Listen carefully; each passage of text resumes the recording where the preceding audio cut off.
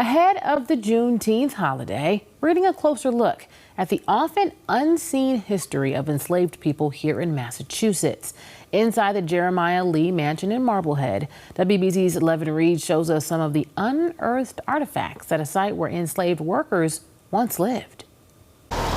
Showing the realization of how slaves lived here in Marblehead is the main focus of the Resistance and Resilience Slavery and Freedom exhibit. We really believe in widening the lens on the stories that we have in Massachusetts, and particularly in this 250th year. So this story, what the Marblehead Museum has done here is to say, you know, there are stories of people seeking freedom in all kinds of ways. The artwork inside the museum tells the story of the slaves that worked and lived on the Lee Mansion grounds. Oh, it was months of work, but it was really interesting because I got to correspond with the historians and learn more about what their lives were like, and then also what would have been historically accurate clothing, hairstyles, hair coverings. Many enslaved lived here in a house just a couple blocks down from the mansion. They had some autonomy. They could gather in certain places, and the slave quarters would have been one of them because it was closed off.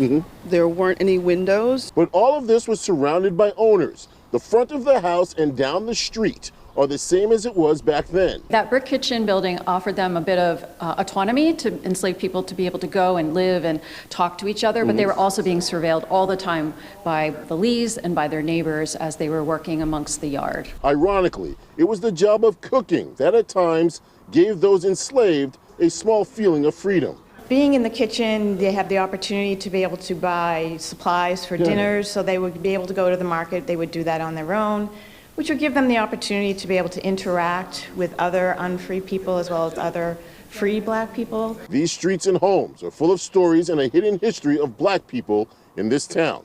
In Marblehead, I'm Levan Reid, WBZ News.